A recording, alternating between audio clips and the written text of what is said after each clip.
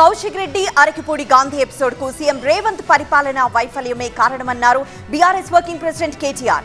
ఫిరాయింపుల అంశంపై హైకోర్టు తీర్పు సహా పలు అంశాలపై చర్చకు పక్కదారి పట్టించేందుకే రేవంత్ రెడ్డి ఇలా చేస్తున్నారని మండిపడ్డారు.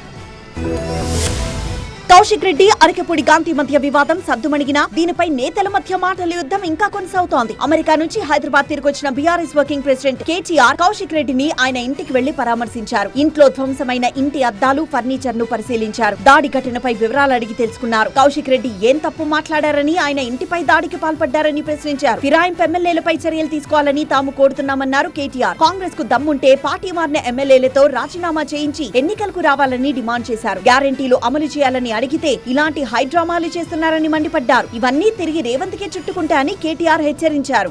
ఈ రకంగా రాష్ట్రంలోని ప్రతి వర్గాన్ని మోసం చేసిన ఘనత అత్యంత స్వల్ప సమయంలోనే కాంగ్రెస్ ప్రభుత్వానికి రేవంత్ రెడ్డి గారికి దక్కుతుంది. ప్రధాన ప్రతిపక్షంగా గౌరవ పెద్దలు తెలంగాణ తొలి ముఖ్యమంత్రి కేసీఆర్ గారి నాయకత్వంలో బీఆర్ఎస్ పార్టీ నాయకులు లేవనెత్తుతున్న ప్రశ్నలకు సమాధానం చెప్పే సత్తా లేక అటెన్షన్ డైవర్షన్ పాలిటిక్స్లో